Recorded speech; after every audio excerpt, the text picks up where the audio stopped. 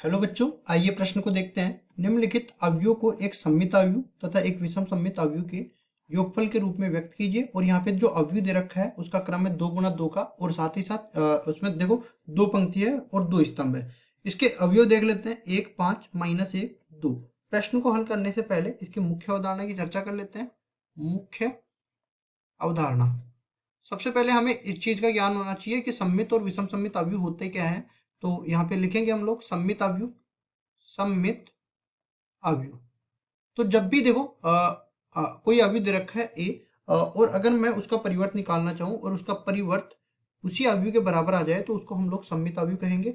और इसी तरह विषम सममित की अगर मैं बात करूं, विषम सममित अवयव, तो इसमें क्या होता है कि परिवर्त निकालने पर ये एक के बराबर तो नहीं आता, लेकिन ये माइनस एक के बराबर हो जाता है। इस तरह इसको विषम सममित अवयव कहते हैं। अब परिवर्त निकालते कैसे हैं, तो उसके लिए देखो यहाँ पे हम लोग लिखते हैं अवयवों का परिवर्त, अवयवों का परिवर्त। और इसमें देखो हम लोग अपनी तरफ से एक छोटा सा अवयव मान लेते हैं जिसमें 4 अवयव है। ये 2 गुणा 2 क्रम का अवयव है और इसका हमें निकालना है परिवर्त। तो परिवर्त निकालने के लिए क्या होता है, इसको 80 से भी व्यक्त किया जाता है। इसमें या तो सारी की सारी पंक्तियों को स्तंभों में बदल दो या सारे के सारे स्तंभों को पंक्तियों में बदल दो।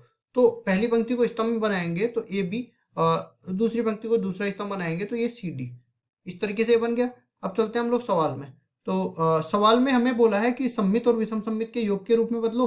तो कैसे बदलेंगे, तो इसके लिए देखो एक सूत्र बनता है, ए बराबर में 1/2 गुणा में ए प्लस ए डेस, ये बन जाएगा, प्लस 1/2 गुणा में ए माइनस में ए डेस, ये वाला बन जाएगा। उसके बाद देखते हैं हम लोग, देखो इस तरीके से यहाँ पे जोड़ने पर इनको जोड़ेंगे ना तो एक के बराबर ही आ जाएगा। और साथ ही साथ हम लोग चेक भी कर सकते हैं कि ये अपने पास सममित अवयव के बराबर बनने वाला है, और ये जो दूसरा है ना ये विषम सममित अवयव के बराबर बनने वाला है, विषम सममित। अब देखिए हम लोग आगे बढ़ते हैं। और पहले तो ए अवयव तो हमको दे ही रखा है, इस पूरे को हम लोग ए अवयव के बराबर मान लेते हैं। और यहाँ पे भी लिख देते हैं, देखो ए अवयव बराबर दे रखा है 1 5 माइनस 1 2। और इसी तरह ए का परिवर्त की जरूरत पड़ेगी तो ए का परिवर्त निकालते हैं। देखो पहली पंक्ति को पहला स्तंभ बनाएंगे 1 5, दूसरी पंक्ति को दूसरा स्तंभ बनाएंगे माइनस 1 2। और अब निकालेंगे हम लोग ए प्लस ए का परिवर्त, तो ये बन जाएगा ए प्लस ए का परिवर्त। तो यहाँ से देखिए जब भी दो अवयवों को जोड़ना होता है तो उनके संगत अवयवों को आपस में जोड़ देते हैं। तो यहाँ से एक और एक को जोड़ेंगे तो ये बन जाएगा 2 के बराबर। फिर आगे बढ़ते हैं और 5 और माइनस 1 को जोड़ते हैं तो ये बन जाएगा 4 के बराबर। फिर आगे बढ़ते हैं और माइनस 1 और 5 को जोड़ेंगे तो ये फिर से बन जाएगा 4 के बराबर। फिर आगे देखते हैं तो ये 2 और 2 को जोड़ेंगे तो ये भी 4 के बराबर आ जाएगा। अब इसमें हमें बात यहीं पे खत्म नहीं हुई, हमें निकालना है 1/2 गुणा में ए प्लस ए का परिवर्त। तो ये बन जाएगा, देखो जब भी हम लोग किसी अचर से किसी अवयव को गुणा करते हैं तो उस अवयव का हर एक अवयव उस अचर से गुणा हो जाता है। तो यहाँ से देखो हर एक अवयव को 2 से भाग देना पड़ेगा, तो ये बन जाएगा अपने पास 1 2 2 2।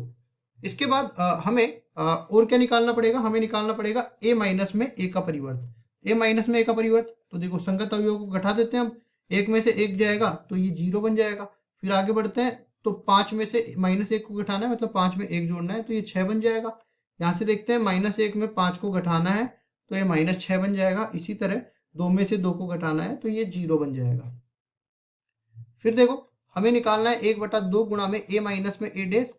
तो हर एक अवयव को 2 से भाग देते हैं तो 0, ये बन जाएगा 3, ये माइनस 3 और ये 0।